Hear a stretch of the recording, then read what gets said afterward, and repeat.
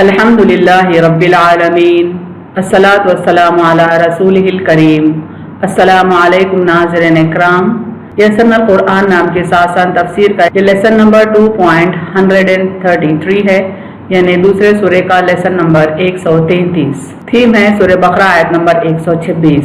Topics کورڈ اس طرح سے ہیں: سب سے پہلے word by word and phrase by phrase translation, اس کے بعد کامنٹری یعنی تفسیر، آخر میں کچھ امپورٹنٹ پوائنٹس، ایکنالجمنٹ اور ریفرنسز۔ اعوذ باللہ من الشیطان الرجیم، بسم اللہ الرحمن الرحیم۔ وَإِذْ قَالَ إِبْرَاهِيمُ رَبِّ اجْعَلْ هَٰذَا بَلَدًا آمِنًا وَارْزُقْ أَهْلَهُ مِنَ الثَّمَرَاتِ مَنْ آمَنَ مِنْهُمْ بِاللَّهِ وَالْيَوْمِ الْآخِرِ قَالَ وَمَنْ كَفَرَ فَأُمَتِّعُهُ قَلِيلًا ثُمَّ اضْطَرُّهُ إِلَىٰ عَذَابِ النَّارِ وَبِئْسَ الْمَصِيرُ۔ ورڈ بائی ورڈ ٹرانسلیشن دیکھیں۔ وَإِذْ روٹ ورڈ الف دال سے معنی اور جب، اینڈ وین، قال قاف واو لام سے روٹ ورڈ ہے معنی کہا، سیڈ۔ ابراہیم الف با وا سے روٹ ورڈ ہے معنی ابراہیم علیہ السلام، ابراہیم۔ ربی را با با سے روٹ ورڈ ہے معنی اے میرے رب، مائی لارڈ۔ اجعل جیم عین لام سے روٹ ورڈ ہے معنی بنا، میک۔ ہاذا ہا الف دا سے روٹ ورڈ ہے معنی یہ، دس۔ بلدن با لام دا سے روٹ ورڈ ہے معنی شہر، اور سٹی۔ آمنن الف میم نون سے روٹ ورڈ ہے معنی امن والا، سیکیور اور پیسفل۔ ورزق را زا قاف سے روٹ ورڈ ہے معنی اور روزی دے، اینڈ پرووائڈ۔ اہلہ الف ہا لام سے روٹ ورڈ ہے معنی اس کے رہنے والے، اٹس پیپل۔ من میم نون سے روٹ ورڈ ہے معنی سے، وتھ۔ الثمرات تا میم را سے روٹ ورڈ ہے معنی پھل، پلورل ہے یعنی جمع ہے، فروٹس۔ من میم نون سے ہے معنی جو، ہو ایور۔ آمنا الف میم نون سے روٹ ورڈ ہے معنی ایمان لائے، بلیوڈ۔ منہم میم نون سے ہے معنی ان میں سے، فرام دیم۔ باللہ الف لام ہا سے روٹ ورڈ ہے معنی اللہ پر، ان اللہ۔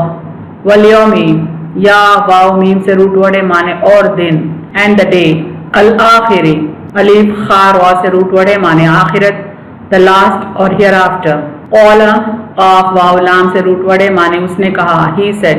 ومن میم نون سے روٹ ورڈ ہے معنی اور جو، اینڈ ہو ایور۔ کفر کاف فا را سے ہے معنی کفر کرے، ڈس بلیوڈ۔ فأمتعہ میم تا عین سے ہے معنی پس اسے نفع دوں گا، then I will grant him enjoyment۔ قلیلاً قاف لام لام سے روٹ ورڈ ہے معنی تھوڑا، a little۔ ثم سا میم میم سے معنی پھر، then۔ استرہ ضاد را را سے روٹ ورڈ ہے معنی مجبور کروں گا اس کو، will force him۔ الا الف لام یا سے معنی طرف، to۔ عذابی عین ذال با سے ہے معنی عذاب، the punishment۔ الناری نون واو وا سے ہے معنی آگ یا دوزخ، the fire۔ وبئس با الف سین سے معنی اور بری ہے، and evil۔ المصیر صاد یا را سے ہے معنی لوٹنے کی جگہ، the destination۔ Phrase by phrase translation Urdu میں دیکھیں۔ وَإِذْ قَالَ إِبْرَاهِيمُ اور جب کہا ابراہیم علیہ السلام نے، رب اجعل اے میرے رب بنا، هَٰذَا بَلَدًا آمِنًا یہ شہر امن والا، وَارْزُقْ أَهْلَهُ مِنَ الثَّمَرَاتِ اور روزی دے اس کے رہنے والوں کو پھلوں سے، من آمن منہم ان میں سے جو ایمان لائے، باللہ والیوم الآخر اللہ پر اور یوم آخرت پر۔ قال ومن کفر اس نے کہا اور جو کفر کیا، فأمتعہ قلیلا پس اسے نفع دوں گا تھوڑا، ثم اضطرہ پھر مجبور کروں گا اس کو، الی عذاب النار دوزخ کے عذاب کی طرف، وبئس المصیر اور وہ لوٹنے کی بری جگہ ہے۔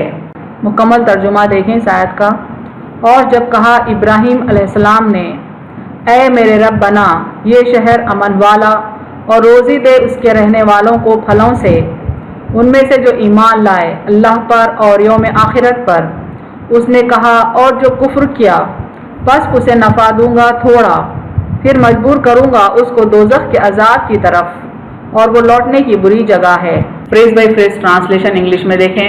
وَإِذْ قَالَ إِبْرَاهِيمُ and when Ibrahim said, رَبِّ اجْعَلْ my Lord make، هَٰذَا بَلَدًا آمِنًا this city peaceful، وَارْزُقْ أَهْلَهُ مِنَ الثَّمَرَاتِ and feed its people with fruits. مَنْ آمَنَ مِنْهُمْ to whoever believed from them. بِاللَّهِ وَالْيَوْمِ الْآخِرِ in Allah and the last day. قَالَ وَمَنْ كَفَرَ Allah said, and whoever disbelieved, فَأُمَتِّعُهُ قَلِيلًا then I will grant him enjoyment a little. ثُمَّ اسْتَرُّهُ then I will force him إِلَى عَذَابِ النَّارِ to the punishment of fire. وَبِئْسَ الْمَصِيرُ and evil is the destination. Complete translation देखें इस verse का. And when Ibrahim said, my Lord, make this city peaceful and feed its people with fruits to whoever believed from them in Allah and the last day. Allah said, and whoever disbelieved, then I'll grant him enjoyment a little, then I'll force him to the punishment of fire, and evil is the destination. तफसीर आयत देखें.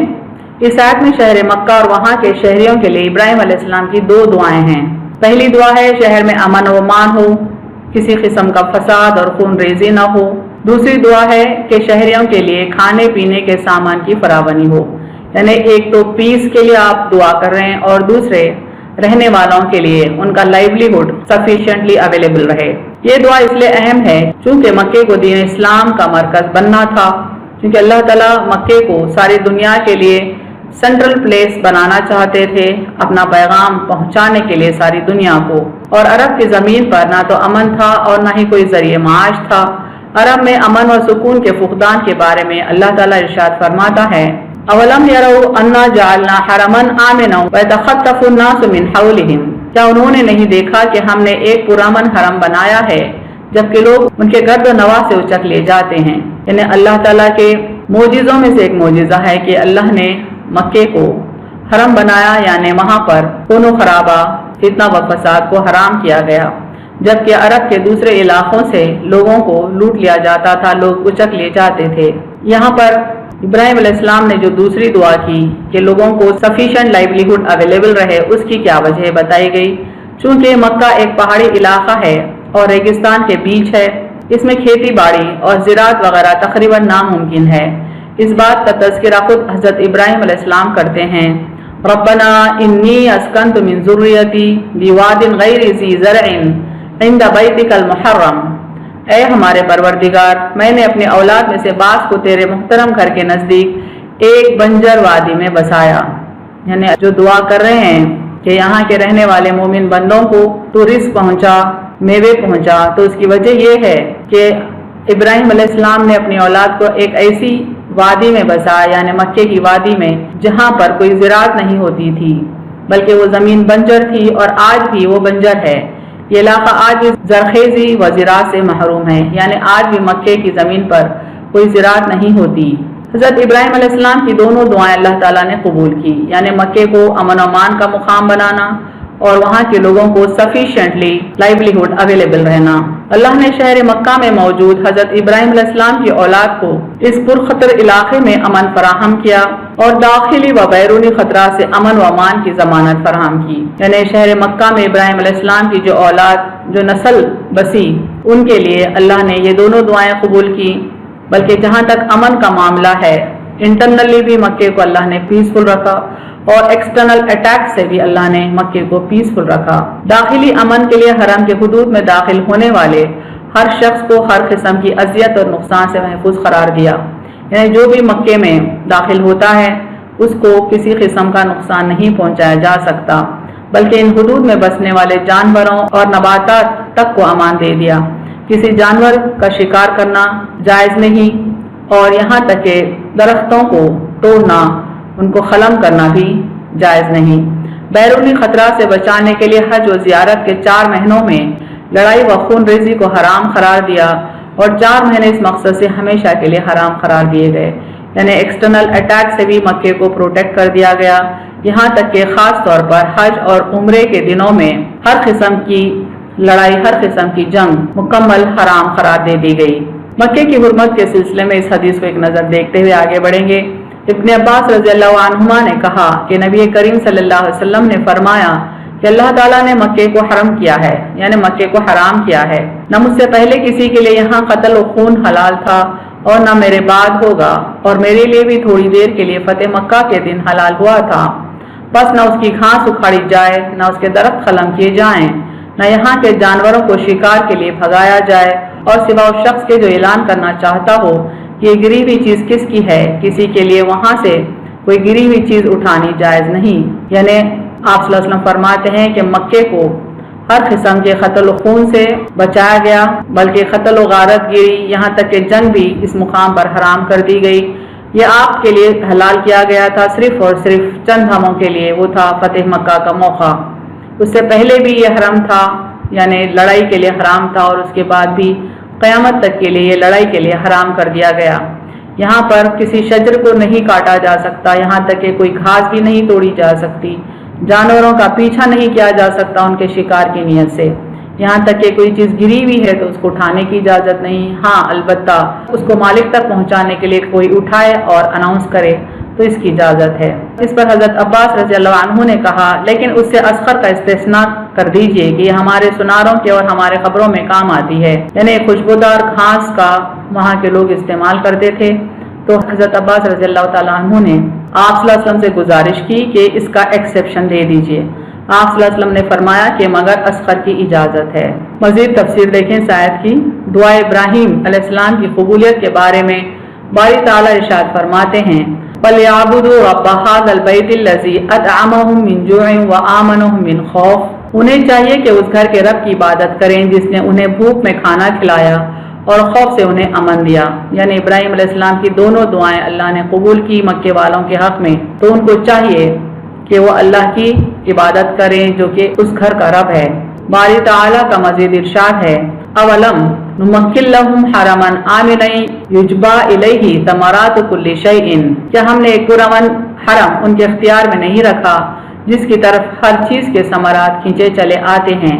یعنی اللہ تعالیٰ اپنی اس نعمت کا ذکر قرآن میں مختلف مقامات پر کرتے ہیں کہ مکے والوں کو اللہ تعالیٰ نے اول تو امن و امان میں رکھا، اور دعا مختلف کھانے پینے کی چیزیں وہاں پر پہنچائی جاتی ہیں اللہ کے حکم سے۔ آیت جو فوکس میں اس کے اس پرٹیکولر فریز پہ ہم توجہ دیں گے۔ ہاں من آمن منہم باللہ والیوم الآخر، ان میں سے جو ایمان لائے اللہ پر اور یوم آخرت پر۔ یعنی ابراہیم علیہ السلام نے جو دعا کی کہ یہاں کے لوگوں کو میوے کھانے کو ملے، بہترین ان کی غذا ہو، تو یہ دعا انہوں نے مخصوص کی ان بندوں کے لیے جو اللہ پر اور یوم آخرت پر ایمان لاتے ہیں۔ ابراہیم علیہ السلام کی دعا اللہ اور آخرت پر ایمان رکھنے والوں کے لیے مخصوص تھی، لیکن اللہ تعالیٰ اپنے رحم و کرم کے تحت سب انسانوں کو روزی دیتا ہے، چاہے وہ کافر ہوں یا مومن۔ اللہ کا یہ قانون ہے کہ وہ کفار کو دنیا کی چند روزہ زندگی میں ڈھیل دے، اسی لیے ارشاد فرمایا قَالَ وَمَنْ كَفَرَ فَأُمَتِّعُهُ قَلِيلًا ثُمَّ أَضْطَرُّهُ إِلَىٰ عَذَابِ النَّارِ، پر اس نے کہا جو کفر کیا اسے نفع دوں گا تھوڑا، پھر مجبور کروں گا اس کو دوزخ کے عذاب سے۔ یعنی دنیاوی فائدے تو اللہ تعالیٰ مومن اور کافر دونوں کو دیں گے، لیکن آخرت میں کفار کے لیے اللہ نے عذاب متعین کر رکھا ہے۔ اہم نکات دیکھیں اس تفسیر کے۔ مومن بندوں کے لیے امن و امان اور اس کی فراوانی انبیاء کی ترجیحات میں شامل رہی ہیں۔ یعنی انبیاء نے صرف آخرت کے لیے دعا نہیں کی بلکہ مومن بندوں کے حق میں دنیا کی بھلائی کی بھی دعائیں کی ہیں، یہاں تک کہ امن و امان کی دعا اور اس کی فراوانی کی دعا بھی پیغمبران اسلام کی پریورٹیز میں رہی ہیں۔ ابراہیم علیہ السلام نے شہر مکہ میں موجود مومن بندوں کے لیے دو دعائیں کی تھیں، ایک امن و امان کی اور دوسرے رزق کی فراوانی کی۔ اللہ نے دونوں دعائیں قبول فرمائیں اور ساتھ میں کفار کو بھی دنیاوی فائدہ دینے کا وعدہ کیا، لیکن آخرت میں ان کے لیے عذاب نار تیار کر رکھا ہے۔